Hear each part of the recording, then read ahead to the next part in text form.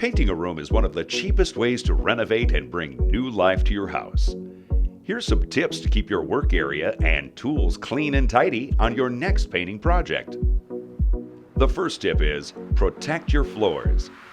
Cover the floors with rosin paper to keep spills and splatters off your flooring, so be sure to tape it in place with precision. The second tip is keep your brushes and rollers from making other messes.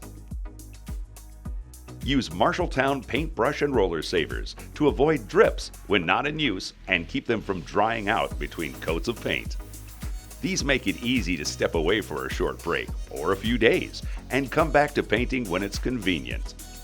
The best part is you only need to clean your tools when changing paint color or when the job is done.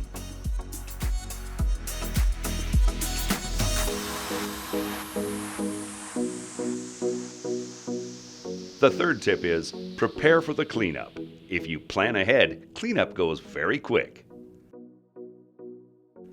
Marshalltown disposable heavy-duty paint tray and pail liners will save you the most time during this step. They allow for quick color changes and cleanup while keeping your tray and pail in pristine condition.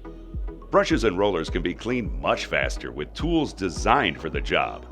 Our preferred method is to use the Marshalltown roller cleaner. The curved end can be used to remove excess paint from the roller. Then, attach it to a garden hose and rinse it over a 5-gallon bucket to get it nice and clean. The 2-in-1 brush and roller cleaner can be used to dry out your tools before storing them for the next job.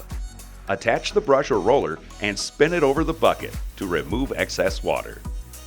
Other tools that could be used in the cleaning process are a roller squeegee, paintbrush comb, or putty knife with a roller cutout.